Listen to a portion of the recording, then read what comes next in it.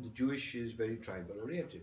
So, what keeps that tribe so solidly intact that they will put a religion to stay together as a tribe? As you said, they've worn the clothes of a religion. Now they may put on the clothes of old science and all that based on Kabbalah. So there may be many layers of clothing, one on top of the other. To each time the clothes sort of fall apart or get compromised or are in trouble, get challenged at least, then just go look for another pair of clothes put on top. But inside, deep inside, is this tribal identity that wants to preserve itself. If that is a valid way of thinking, what is the reason for that? I mean, you're probably one of the most enlightened persons. You've gone through so many traditions. You've gone deconstructed. The Sri Chakra also gets you deconstructed. So deconstructing all of that, you had these experiences. So when from those experiences you see your fellow Jewish people, some of them your students, and they're really driven by this need for finding the Jewish greatness, and no matter where maybe if we lost it, we already had it. We find out some Sri Jantra, we find out that this we already had. What is that driving force? Very good question. I don't know. It's a shared identity, a shared consciousness, a history. It's very difficult to say. So here's a opening. Reincarnation would do away with that. Because if somebody believed in reincarnation, then in my previous life I may have been a Chinese, I may have been an African, before that I may have been an elephant, before that I was a woman, before that I was a white person, before that I was a Jew. I've been through all of those. So my past as Rajiv's previous lives has nothing to do with my biological ancestry.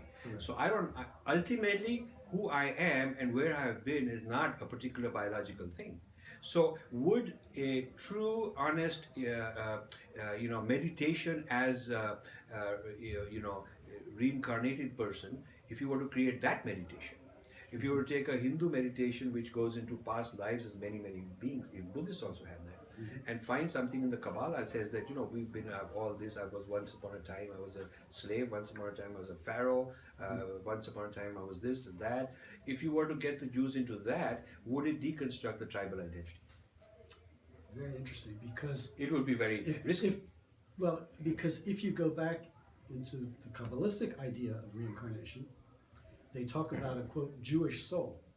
Okay. So that you don't lose that identity from life to life.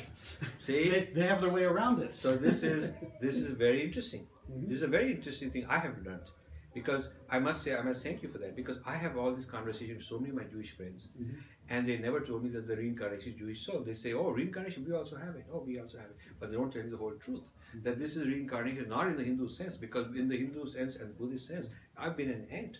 Yeah. I have been a tiger. I have been all these. Right. I've been the predator and I've been the prey. So I am experiencing, I have the repository of all kinds of experiences in me. So my idea of globalization and oneness is that I see that in everybody. Sure. I see that in the past, in his life, my life, we were back once upon a time, we were brothers, we were whatever we were. So I'm open to all of that. Yeah. But if there is this idea that there is this capital Jewish soul of which all the Jews are members, and the reincarnation is kind of an internal recycling. Sort of. And I mean, I'm not an expert on this aspect of it, but the little bit that I've learned is like this being is made up of it's a sort of a composite soul. Yeah. And it sort of recombines in different ways. But somehow in there is a Jewish aspect of it. So my strategy to deconstruct the tribal identity using reincarnation won't work. People will say, ups, don't make me an elephant, or don't make me this other guy. Pharaoh I cannot be. See, we are told that you may have in a past life, you may have been the foreign invader and oppressor who came here and killed all the people, and now you're reincarnated to sort of do the other way around. So we're taught all that. Yeah, I know. This is part of the Hindu greatness, I think, that you can transcend beyond your thing. Yeah.